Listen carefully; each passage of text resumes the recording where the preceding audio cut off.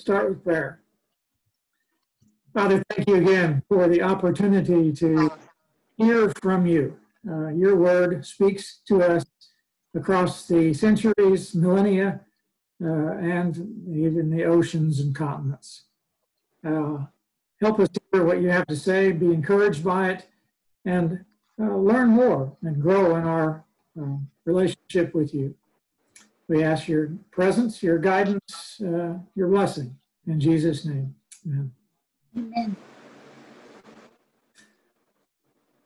First section of Acts 17 is where Paul goes to the city of Thessalonica.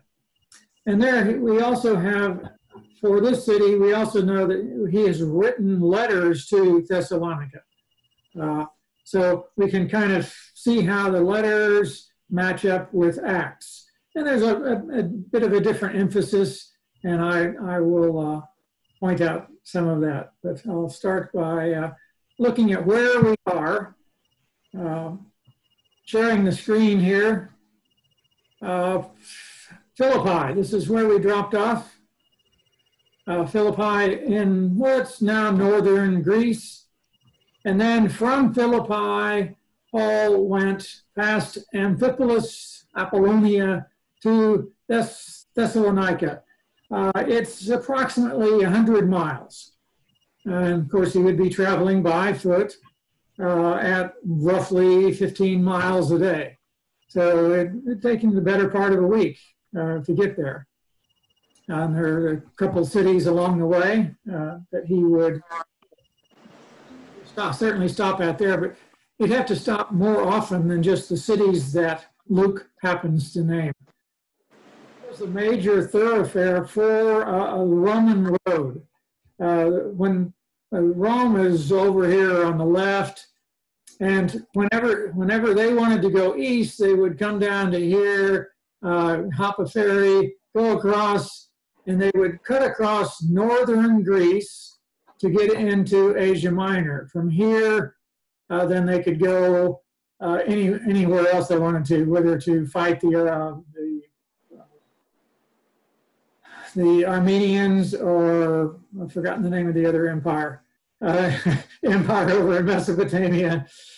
But anyway, so the Romans would kind of go through northern Greece, and this was a major route for them. They made sure that this road was good. So it would make it easy for Paul to travel from Philippi to Thessalonica. But even at a good road, a safe road, it would still take him the better part of a week to do that. Now, in contrast, the Romans thought that going south into Greece was kind of a dead-end road. It didn't go anywhere for them. So consequently, they built very few roads in Greece itself. It was after Paul, like AD 100, that they started building more roads in Greece itself. Part of the reason is that in Greece, it's easier to travel by ship than by road. So, but anyway, the Romans didn't invest a lot in Greece. It was kind of a backwater for them. They didn't consider terribly strategically important. But in northern Greece, that was important. So they had good roads there, and that is what Paul would have used. Let's stop that one and then go to the oops, I have to find my cursor here. Share the screen of the text, Acts 6:17. In Thessalonica, or Thessalonica, I'm not sure which the pronunciation is. The modern name of the city is just Salonika. They kind of shortened it. But it's like the second largest city in Greece. It's in a strategic location, good seaport and harbor, and a lot of the things that make for a good location for a city. So it's a big modern city as well. And part of the reason, partly because it is a modern city, they haven't done a lot of excavation of the ancient city. It's covered with more modern buildings, and people own the land, and you just can't dig up wherever you want to. So that has kind of limited some of the archaeological research that they have done. But still, Luke and Paul tells us a little bit about the city and what he was doing there. Verse 17, Acts 17, verse 1, when Paul and his companions had passed through Amphipolis and Apollonia, those are a couple of the little cities I pointed out on the map, they came to Thessalonica, where there was a Jewish synagogue. The Jews had spread throughout the Eastern, especially the Eastern Roman Empire. And most cities did have a Jewish synagogue. Cities of any size, that is. A few didn't, like Philippi did not. It was a smaller city. Philippi only had about 10,000 people at the time. Verse 2, as was his custom, Paul went into the synagogue. That's where he had a ready-made audience who already had traditions that Paul could use and say, Jesus is the Christ that you guys have been talking about, for centuries. And he can have something in point of, which he can relate to them and go easier from there to Jesus. He'll struggle a little bit more when he gets to the pagan people of Athens.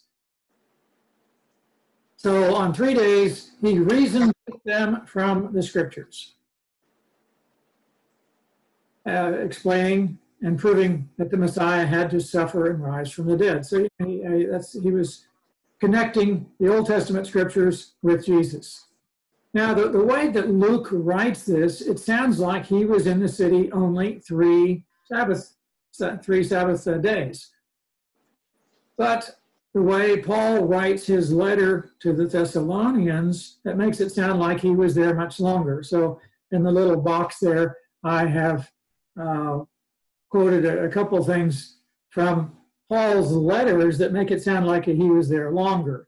In 1 Thessalonians 2:9, he says, surely you remember, brothers and sisters, our toil and hardship. We worked with you, we worked night and day in order not to be a burden to anyone while we preach the gospel of God to you. You can work night and day for 3 weeks. That's true. But the next verse there from Philippians 4:16 says, even when I was in Thessalonica, you sent me aid more than once when I was in need. So the Philippians were sending aid to Paul in Thessalonica, and that makes it sound like there were more than 3 weeks involved, because it would have taken several days to go back and forth from Thessalonica to Philippi, and yet they sent aid more than once. It's possible they could do it in 3 weeks, but it's also possible that Paul was in the city longer than 3 weeks, but it was only on 3 Sabbaths that he reasoned in the synagogues. That may not mention the other times that Paul was preaching to other audiences. In fact, there's reason to think that there were other audiences, because also in Thessalonians, here down at the bottom of the page, he praised the Thessalonians for turning to God from idols to serve the living and true God. So he's saying that many of the people in the Thessalonican church, at the time he wrote his letter, many of them had come out of idolatry. They were not God-fearers or synagogue attenders when he met them. So there's apparently 2 different audiences. Luke wants to emphasize the Jewish audience here for some reason, but just because Luke talks about the Jews does not mean that there were not also other people involved. So that's, Paul was dealing with both. He went into the synagogue, but then, as was his custom, once he was kicked out of the synagogue or had some resistance, and he would also preach to Gentiles. In this case, he was working night and day. He was working night and day, he said, and one advantage of his line of work, he was a tent maker or a leather worker, and it's a relatively quiet occupation. He could talk while he was working. That's so he could preach all the time that he was working. He could continue to have a conversation either with other leather workers or with passers-by as they came looking for tents or leather goods or whatever they thought he might have. He'd strike up a conversation, and he was not shy about that, and tell them about Jesus. But here Luke comments that I've got something on my screen there. Oh. All right, Luke comments that he was preaching to the Jews that the Messiah had to suffer and rise from the dead. So he might do that from Isaiah 53, for example, or even Daniel 9, where it talks about, I saw one like the Son of Man who was given a throne in heaven. But he was also one with his people who were persecuted. So the leader could be persecuted like the people he was leading. Various scriptures, and there's a whole, big long articles talk about how to prove that Jesus is the Messiah from the Old Testament. And some of that is taken from the speeches and letters of Paul. Paul points these things out, and so the modern people will use the same arguments. Verse 4, he says, some of the Jews were persuaded and joined Paul and Silas, as did a large number of God-fearing Greeks. And here he mentions a few prominent women again. It's these prominent women, these probably had some wealth, some ability to give financial support to the new churches, that these were apparently an important part of the early church. So some of the Jews were, as usual, some were persuaded, others were not. But verse 5, other Jews were jealous. So they rounded up some bad characters from the marketplace, formed a mob, and started a riot in the city. Sometimes that can sound kind of preposterous, that the local Baptist church is having a doctrinal dispute. So some of them go out into the city and round up a mob and start a riot, but just to get, their way in the doctrinal dispute. That's not the way we do things nowadays. Or is it? I don't. But back then, this kind of thing did happen. We'll see a little bit later that the Emperor Claudius expelled the Jews from Rome because they were having so many riots. They were a bunch of hotheads, and he was just tired of their, messing around, causing commotions in the street. So he kicked them out. That kind of thing. And Luke documents how these kind of stirring things up happened in other cities too. And it was not an unbelievable occurrence. This kind of thing did happen in the ancient world. They didn't have any other forms of entertainment, so they were maybe that helped them find interest in starting a riot. Just create some stir. So also verse 5 there, they rushed to Jason's house in search of Paul and Silas in order to bring them out to the crowd. I guess they had heard that Paul and Silas were staying with Jason, who was apparently a believer. But verse 6, they did not find them. They dragged Jason and some other believers before the city officials and shouting, these men have caused trouble all over the world. Hey, they've come here. I don't know how they knew that Paul was causing trouble all over the world. That's pretty wild exaggeration. But I guess they caught wind that there were some disturbances in other places that Paul had been to.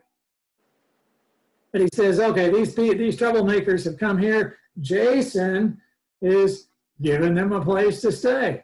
And verse 7 has welcomed them into his house. He's harboring and aiding and abetting these troublemakers. And there's more accusation. They are all defying Caesar's decrees. Not sure which ones, but saying that there's another king, one called Jesus. This is quite similar to the accusation that had been made about Paul in cities before, that he's promoting some other ruler. That, and in a way, that's true. He wanted people's allegiance to be to Jesus and not to the political government. Verse 8, when they heard this, the crowd and the city officials were thrown into turmoil. Oh no, what are we going to do about this? Verse 9, they made Jason and the others post bond and let them go. I'm not sure what this bond is and exactly what it was supposed to guarantee, that there'd be no further trouble perhaps, and that Jason would get his money back if Paul left town, because that's what happened. They helped him leave town. So verse 10, Paul moves on to the next city. As soon as it was night, the believers sent Paul and Silas away to Berea. On arriving there, they went to the Jewish synagogue. Replay the story. They do the same thing. Now, Berea was 46 miles away. So that was like 3 days travel to get there. Of course, they went at night, so I'm not sure whether they would have traveled all night, or if it was a full moon, they could. But it's not terribly safe at night. But there may have been a party with them for more safety. Luke doesn't deal with those details. But in Berea, they went to the Jewish synagogue, and now the Berean Jews were of more noble character. But here, Luke is presenting, without really saying so, this is the way you ought to listen. This is this is the model reaction. They received the message with great eagerness and examined the scriptures every day to see if what Paul said was true. They were of noble character. They weren't these, riffraff, stirring up a riot kind of group, people. They were more noble. They were willing to study the matter. And verse 12, as a result, many of them believed. So Mike, is Berea a more richer town or educated town? No, it was a much smaller town, kind of a little, back off of a. It wasn't on the main road. It was kind of south of the main road. It's off. It's kind of. Well, I don't know. Maybe it's like. I was thinking Victorville, but that's on the main road. Yeah, true. It was not really an important town. So maybe what made it better than Thessalonica? Yeah, they had a better response. Okay, I got you. Yeah, that was the main point. It's not that they had more nobility. Yeah. But yeah, they had, their response was more noble, more praiseworthy. So there are a number of prominent Greek women, many Greek men. So it was not just the Jews. I can hear now. I signed on by the computer, so I can hear now. Okay, we can all hear you. So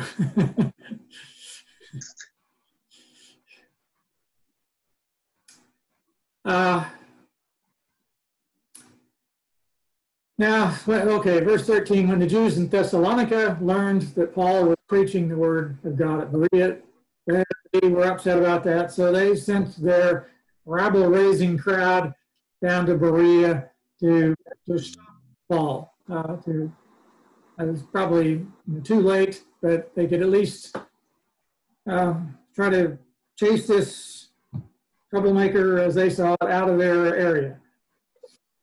But there, these foreigners from Thessalonica could go into Berea and stir up the crowd and cause a bit of a ruckus there. So the believers, verse 14, the believers immediately sent Paul to the coast and said, okay, time to move on. Paul did not push his luck, I guess. He says, well, sometimes the Holy Spirit told him to move, and other times the circumstances told him to move. Here he says, well, it's better for me, and it's also better for the church I leave behind. It's better that I leave, so that the gospel is not associated with social upheaval and turmoil. So the believers sent Paul to the coast, but Silas and Timothy stayed at Berea. Now, Luke does not tell us what happened at the coast. Paul could have traveled from there by ship or by road, either one, but Luke doesn't tell us that detail. Either way, it's a long trip from Berea to Athens. Is like by boat, it's 285 miles. They could, travel 50 miles a day if the winds were in the right direction. But that's an iffy thing. But by land, it's 320 miles. So that would have taken like nearly a month for him to travel all the way to Athens. That's quite a commitment of time. And, Paul had lots of spare time on his hand to think, to rehearse what he might say. Athens had a reputation. He knew this was an important city, and he kind of had some idea of here he's going into this important city, and what is he going to say there? Hey, Mike, I have a question. Sure. Quite a few times it says the believers sent Paul. So I was wondering, so Paul is just, it sounded like Paul had no plan. It's the believers who sent him. Okay, now you're going there. Now you go. You know what I mean? He didn't plan this, or is he just playing it by the ear, depending on the persecutions? And so okay, they have to go. Luke doesn't tell us there. It's could be either way. Paul wanted to take the gospel to new locations, and he was surrounded by new locations. Whichever direction he got sent, he would find an opportunity to present the gospel. In fact, in one of his letter to the Romans, he mentioned that he had preached the gospel even in Illyricum. We have no idea when he went to Illyricum. Acts does not mention that as any part of his itinerary. Illyricum is west of Berea. But in this case, well, it's possible that actually Luke doesn't tell us which coast he went to. He could have gone to the west coast, which is Illyricum. All the maps of missionary journeys that I've seen have him going to the eastern coast, which is where Athens is. That would make it easier for him to get to Athens. But either way, Paul has opportunities in all directions. The local people could have given him advice on which is the best road to take, where to go. They might have connections. They say, oh yes, I have a brother in such and such city. You can find refuge with him. Just mention my name. And so some of those kind of informal connections might have been helped Paul decide which route he took. Uh, just speculations. Anyway, it's all the work of the Lord anyway. Right, right. As the Lord orchestrates it through our decisions. There's a dual effort going on there. Thank you. All right, then let's go back to the, any more other questions?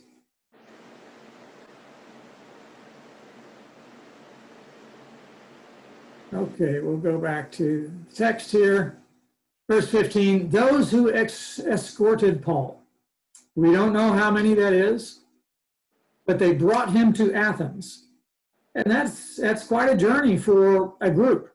And that has, at least one commentator I read said, well, you know, if this was a sizable group, the boat fares would have been kind of prohibitive, so they probably would have traveled by land. You know, road following the coast, it's not a great road, but it will get you there. Otherwise, it would be a group on the boat. And that's possible. That was the common method of transportation in Greece at the time. But anyway, Paul ended up going to Athens. Those who escorted him then left. They left, as it said, Luke says here, with instructions for Silas and Timothy to join him as soon as possible. So this group of believers that had escorted him then went back to Berea to tell Silas and Timothy where Paul was and where he was waiting for them. So they would then go, so that might have taken, 4 weeks for them to get back to Berea, and then another 4 weeks for Silas and Timothy to get to Athens. And I have a little quote here from 1 Thessalonians 3, verses 1 and 2. Paul is writing to the Thessalonians. He says, we thought it best to be left by ourselves. Ourselves in the plural. It's not that Paul was by himself. So when he wrote this, the letter is written by Paul and Silas and Timothy. Timothy is probably the one who carried it back to Thessalonica. But then he says, we sent Timothy, who is our brother and co-worker in God's service in spreading the gospel of Christ, to strengthen and encourage you in your faith. So he was carrying the letter, and then Silas was with Paul in Athens. Just how those two events match up chronologically, we don't know. When he was preaching in Athens, was Silas and Timothy with him, or was Paul doing this before they came? Those are details that Luke doesn't address, because Luke doesn't even tell us that Timothy and Silas ever went to Athens. So Luke just picks out parts of the story that he wants to tell, and he doesn't feel to tell every other detail. So verse 16, Paul was waiting for them in Athens. Athens was a kind of a fabled city in Hellenistic times. The city of Athens was, maybe we'd call it a university town. It used to be a very important, very prominent city in Greece. It had political power, it had military power. But at this stage of the Roman Empire, Athens really was not important. It was a kind of a town for philosophers.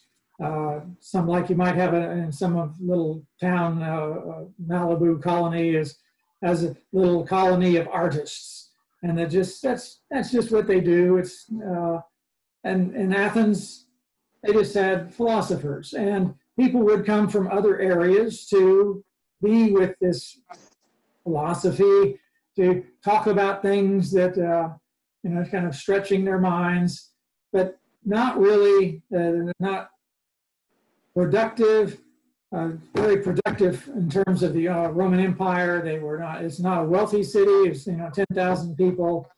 It's living kind of on its reputation from centuries earlier. But it was still an intellectually significant place. People still look to that, much as people today might look at Oxford. That was a wonderful university. Well, I guess it still is. I'm thinking more Berkeley, Mike. Yeah, thanks. So anyway, Athens was a bit past its heyday, but in a way still kind of important. So he was waiting for them in Athens. He was greatly distressed to see that the city was full of idols. And indeed, Athens was well decorated with idols. They had a colonnade down the main road, and on the top of each column was the head of one of the Greek gods. So they had, even not just in temples, but throughout the city, they had all these idols, representations of gods. And the irony is that the philosophers didn't believe in these gods. The philosophers said, all this, those ideas of the gods sitting on Mount Olympus or residing in a marble temple here, that's just superstition. The philosophers are the ones who said, that tried to move on from there to have a broader view of God. But yet they still had the idols in the city. They had the remnants there. And there was probably some, the local population, the less educated parts of Athens probably still believed in the traditional gods and goddesses, at the same time that the intellectuals would can move on to somewhere else. And I'll mention that in details in a little minute there. But anyway, so Paul was just upset at all these idols. Man, everywhere he looked, there was this face of somebody or another who was not real. But then Paul would also write and tell the Corinthians, all these idols are really, they represent demons. So Paul was probably not too happy about being surrounded by all these reminders of the demons, the competitors with God. So 17, oops, I'm on that screen.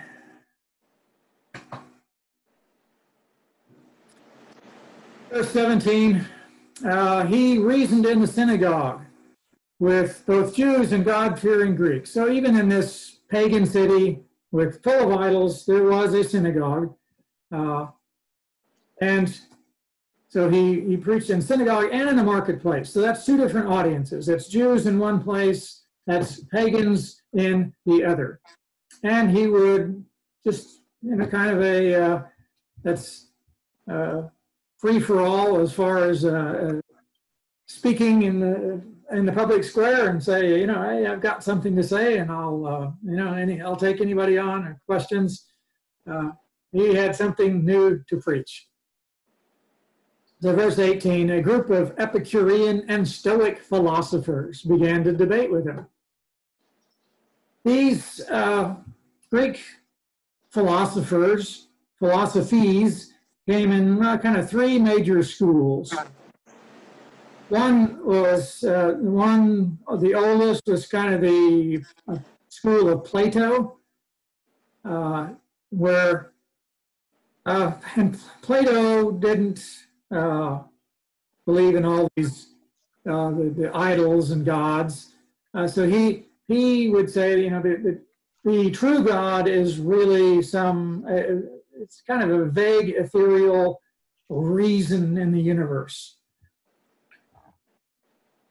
his philosophy had kind of seen its heyday. It was gone and past, and it was not very commonly advocated anymore in Paul's day. It was later revived, a couple hundred years later, with some influence from Christianity, and there they had the Neoplatonic philosophers. But right now, they were not a significant element of the philosophical world. The Epicureans were named after their founder, Epicurus, and they said the gods basically don't care about people. The gods are off somewhere else. They're doing their own thing. It was a bit like an English deist view that said, well, yeah, we have to have gods to get the world started, but after that, we have no need for gods. They don't have any need for us. They may have started all this world in motion, but they really are not very entertained by what we do. So we just do our own thing. And our goal, as the Epicureans said, was to just try to be as happy as we can. And not in a grossly sensual way, but of a more philosophical enjoyment of friendship, of the enjoyment of learning new things. That was where their focus was. And they formed little clubs or even communes in which they shared everything, in which they were emphasizing the importance of friendship, as they called it. And in some ways, Paul's churches pick up on some of those same inclinations or interests among people. That for Paul, Paul's churches were fellowship groups in which people were brothers and sisters. They were to have this fellowship with each other. And that's something the Epicureans also had. But the Epicureans, their idea of the gods was gone, irrelevant. The Stoics were more, they were named after, actually they were started by the philosopher named Zeno. And they got their name Stoic because Zeno taught in the Stoa, which is a colonnaded area. So these people who hung out at the Stoa were called Stoics. Stoics, actually, we still have an English word, stoic, in which people can take adversity without complaining about it. They're just taking it stoically. And that is something that the Stoic philosophers taught. Just take life take life the way it comes. They also had some religious philosophy too, that there's a spark of divine in each person, and that the whole world is really divine, part of God, and we're part of that. It was a bit vague, and because it was vague, it could take different forms, and different philosophers would emphasize different sides of it. Paul had much in common with the Stoic version of ethics. Many of the things that Paul taught in his letters can also have parallels in the Stoic writings. Seneca was a famous Roman who was a Stoic philosopher. And Seneca's brother happened to be the proconsul in Corinth when Paul was there. So there is some connections. In the early church, somebody made up some fictitious correspondence between Paul and Seneca to talk about philosophy and their ethics, and kind of pointing out how much they did have in common, but there's big difference, of course, is whether or not Jesus is real. Okay, with that background, this group of philosophers began to debate with Paul. And some of them said, what is this babbler trying to say? This word babbler comes from the Greek spermologos, which means a seed picker, and as a term of insult. It was a derogatory term. It was used pretty loosely. It's just kind of this fellow that we don't respect. But it originally referred to somebody that just, going around the marketplace looking for little bits of trash that he could pick up. But then it came to be used for philosophers too, who would wander around, a city like Athens, just trying to pick up little ideas that he could use here and there. So that's kind of what they were thinking Paul was. And he's just an amateur philosopher, as it were, just kind of picking up things and just talking. So what is he trying to say? And others remarked here, he seems to be advocating foreign gods. Now this would ring bells with anybody in Athens, because Socrates was accused of this very thing. He was advocating foreign gods. And because of that, and Socrates and Plato were, one was teacher and student, one was the other student. So they had some similar philosophies. But Socrates was one who said, no, all these idols, they're not real. They're just representations of ideas. And so Socrates would advocate a foreign god, one who was over them all, bigger but less tangible. And Socrates was accused of that, convicted of that, and sentenced to death for advocating foreign gods. So this is what, it's not certain that Paul was actually given a formal trial here, but this is kind of what they're hinting at, that he is doing something that that is illegal in Athens. You're not allowed to advocate foreign gods unless the council says it's okay. So this was a serious charge in Athens. And then the next clause there says this, they said this because Paul was preaching the good news about Jesus and Anastasia. That's the Greek word for resurrection, and it is a feminine word. It sounds like the name of a goddess. So is Paul preaching good news about Jesus, a male and female deity? And Paul is, or Luke is kind of having a little humor here, I think, because he is presenting the Athenians as intellectual as they are. He is presenting them as ignorant. They're the ones who don't know what they're talking about. They're the ones who turn out to be the spermologos, the seed pickers. They're just trying to pick up ideas. That's verse 21 says that. All the Athenians and foreigners who live there spend their time doing nothing but talking about, listening to the latest ideas. They're the ones who are looking for scraps of ideas and concocting new philosophies about it. So, it's like the Athenians are guilty of the very thing that they are accusing Paul of.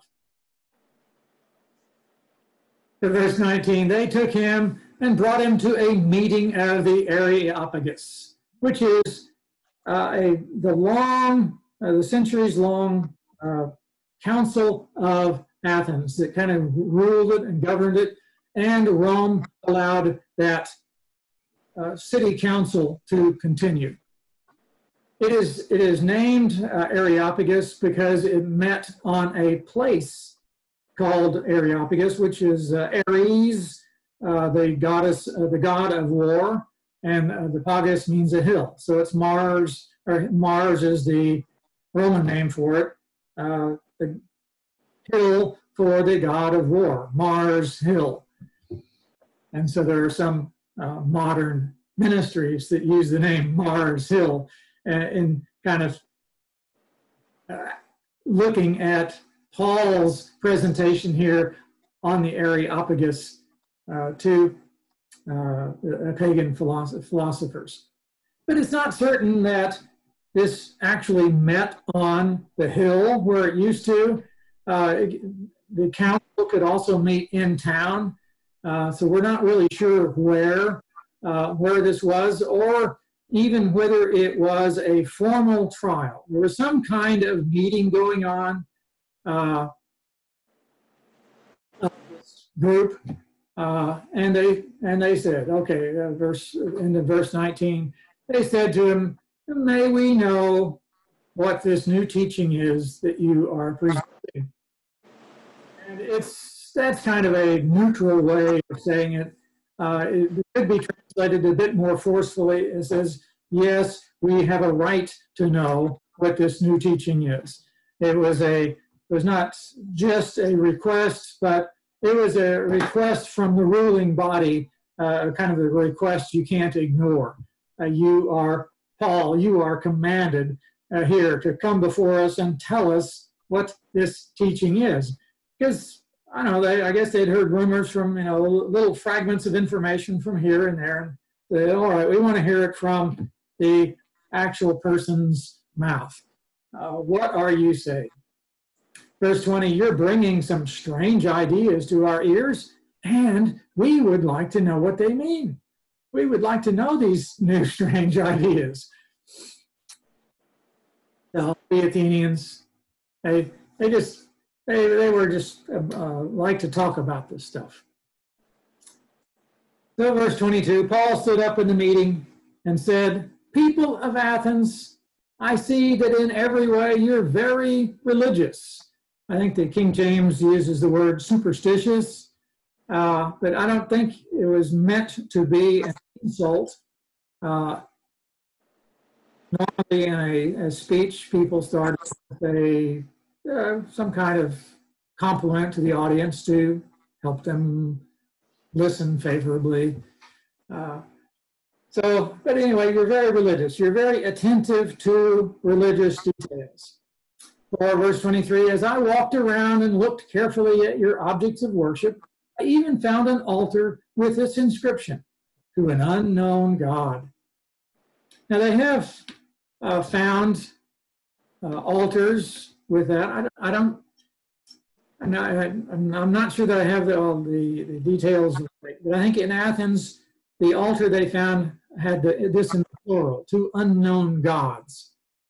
In some other cities, they have found an altar to an unknown God. And what would happen in that case is, there's some kind of plague happens on the city, and the city gets all in a stir, and they say, well, they sacrifice to Zeus. That doesn't do any good. They sacrifice to Juno, and that doesn't do any good. They sacrifice to Apollo, and that doesn't do any good. And after a while, they give up and say, well, must be some other God we haven't heard of. So they make this new altar, sacrifice to an unknown God. And lo and behold, the plague is over. So they end up with a religion to an unknown God. They don't know the name. So it's not unprecedented. It's not unlikely even that Athens would have such an altar. But here Paul is able to use kind of that altar as a springboard for what he wants to talk about. So you are ignorant of the very thing you worship. Here, look, pointing out their ignorance again. Okay, I'm going to tell you about it. Now, Paul is not saying that saying that this God was actually the true God. They just didn't know about it. But he's using it as a springboard for talking about the true God. So here you are accusing me of bringing a new God to the city. And look, you've got in your own city. You've got one. All I'm doing is giving you a name for this altar you've already got. So in some ways, Paul was giving a defense to this accusation. He was bringing a new God. And it's interesting, in his speech, he does not give a name. He does not name Jesus. He just refers to a man. I don't know whether that was intentional or not, but it's just kind of an irony that struck me as I looked at it this week. Earlier, he had talked about, of course, Jesus and Anastasia, the resurrection. So, he was using the name Jesus, but in this particular speech, he doesn't. So I'm going to tell you about this God that you don't know about, basically. And so in some ways, he is accepting the accusation. Yes, he is going to tell them something new, but he's got a foothold there with that altar through the unknown God. It's not really new. You've already opened the door for somebody to come in and tell you about the gods you don't know about. So this God, verse 24, the God who made the world and everything in it is the Lord of heaven and earth, does not live in temples built by human hands. In this, Paul would be just in agreement with the philosophers that he was addressing. They knew that the real gods don't live in these temples made by human hands. They don't need it. The world is so much bigger than this tiny little temple. The biggest temple they had, the temple of Artemis in Ephesians, it's just a tiny, tiny thing compared to the mountain next door to it. It's just kind of tiny compared to the ocean that's just right in front of it. These things are so tiny. You can't expect a powerful God to live in such a tiny place. But anyway, the Jews had traditions of making these kind of accusations against Greek idolatry, and so did the philosophers. So Paul is kind of saying something that they would agree with. Verse 25, he's not served by human hands as if he needed anything. Rather, he himself gives everyone life and breath and everything else. From one man, he made all the nations, that they should inhabit the whole earth. He marked out their appointed times, these nations' times in history, the boundaries of their lands. Doesn't necessarily mean the exact boundary between Rome and Greece, but the boundary where nations lived. They lived on land and not in water. These are general terms. There are times, history, boundaries of their lands, whether he orchestrates every detail. Paul's not getting into that, and his audience didn't need that either. Verse 27, God did this so that they would seek him and perhaps reach for him and find him. Though he's not far from any one of us. So that goes to kind of bring up the question, which is the Christian philosophy question. Can God be found by pagans? They search hard enough. And Paul says, the Spirit has to work in people before they will understand the gospel. Pardon. So there's a couple of points that are generally made. One is that pagans can figure out that there is a God, but they can never figure out just from reason alone what the way of salvation is. That part has to be revealed. And the other point is that can be illustrated by the game of hide and seek, which I was actually playing today. Adeline is just learning to play hide and seek. And the point is there, if you want to play the game, don't hide very well. I can make sure that I get found. And God can do the same with the pagans that he wishes to reach. He wishes to reach. He can create in them a longing for something greater than what they had before. And he can also make it possible for them to find the path that he wants them to take. So he can orchestrate their search. It's not entirely their search. It is his working through them in their circumstances. And of course, but it's still, people need Jesus. And we have, examples from missionaries today, how some people in other nations have had dreams about Jesus and learn of Jesus not through a preacher, but through some supernatural intervention. So that kind of thing can happen as well. But just in general, the pagans searching for God hasn't been very fruitful.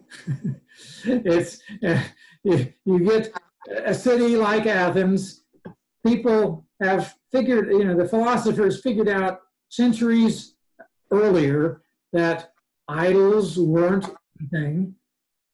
And after centuries of groping, they still weren't any closer than they were before.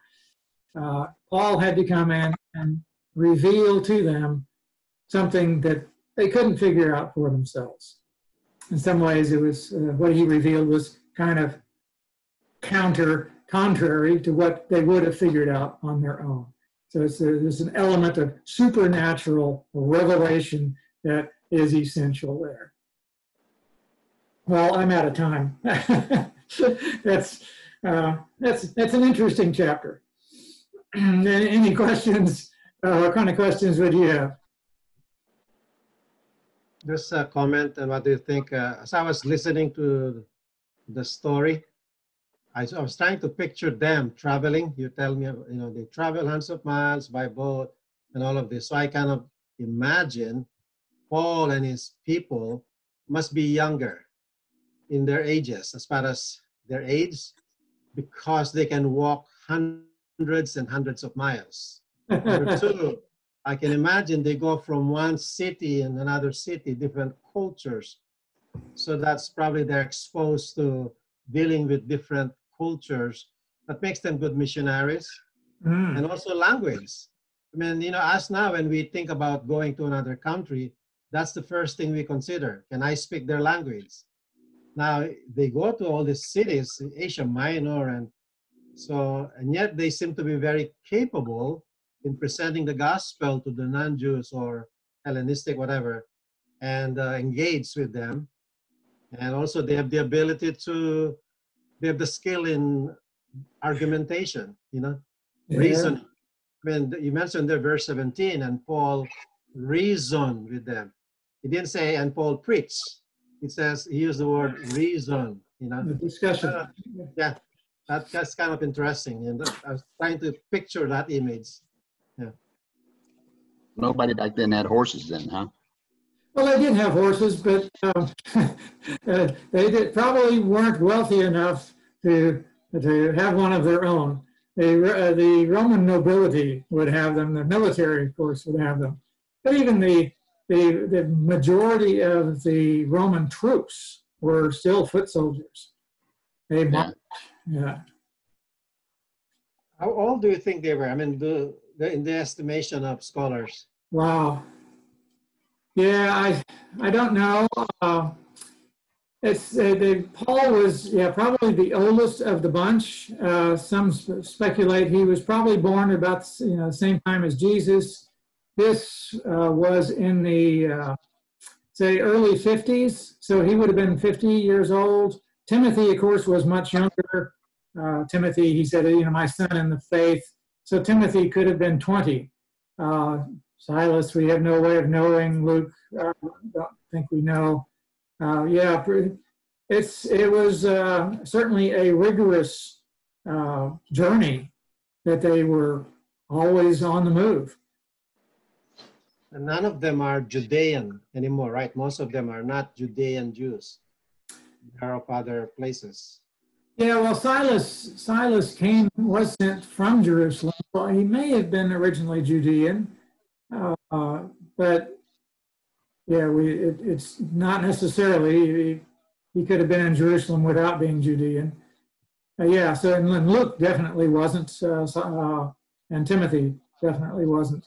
So it was a mixed group, and that probably helped them to deal with the multiple cultures that they were dealing with.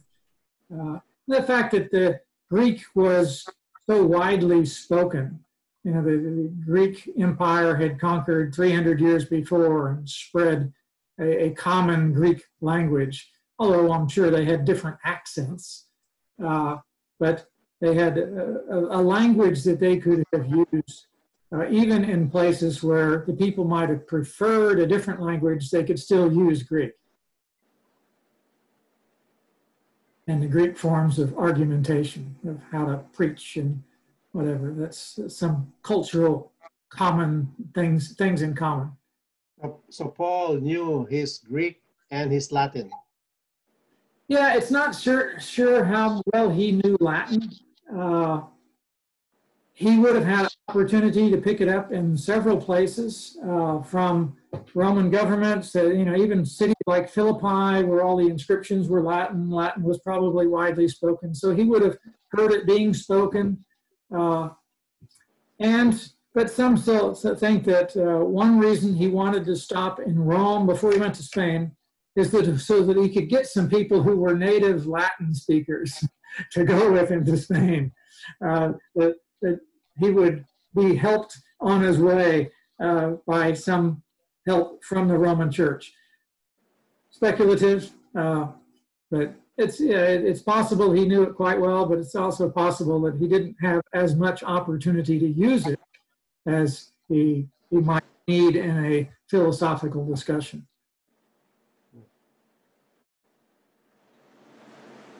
Celia, you're muted. I was just thinking, even more so along the lines what Bernie mentioned, that even reinforced the question or the point that stood out for me was they were going through all these different places. What really stood out for me and what really struck me is when Paul was in Athens and he saw all these, you know, idols, foreign gods, and well, idols. They weren't foreign to them. He was horrified by and overwhelmed maybe by the number of gods that they had, and yet he didn't, as you said, he didn't quote unquote preach the gospel to them. He met them where they were. The book of Acts is about the history of the spreading of the gospel and how it went from when the Holy Spirit was received and how the church grew after that. And it just strikes me that he didn't start saying, look at these horrible gods that you have all along these roads. And he didn't criticize or judge the cultures even that he went through. He was helped by Philippians, and he was helped by people in Thessalonica, and he went ahead and preached the gospel, focusing on that, as opposed to all the other things he could have focused on. Yeah. Yeah. And a little bit later in the speech, he talks about repentance, and we'll get into that next week. But yeah, so yeah, he's getting a little sharper pointed there. Just like in Peter in Jerusalem, he says, and you guys killed the Messiah. Yeah, but he didn't meet them there. He didn't start out there. You're right. Yeah. Anyone else? All right, great. Thanks for everyone. All right. Thank you. Thank you. Thank you. Thank you, Mike. Okay, and next week. Thank you. Bye. Thank you, and have a good evening. Bye. Good evening.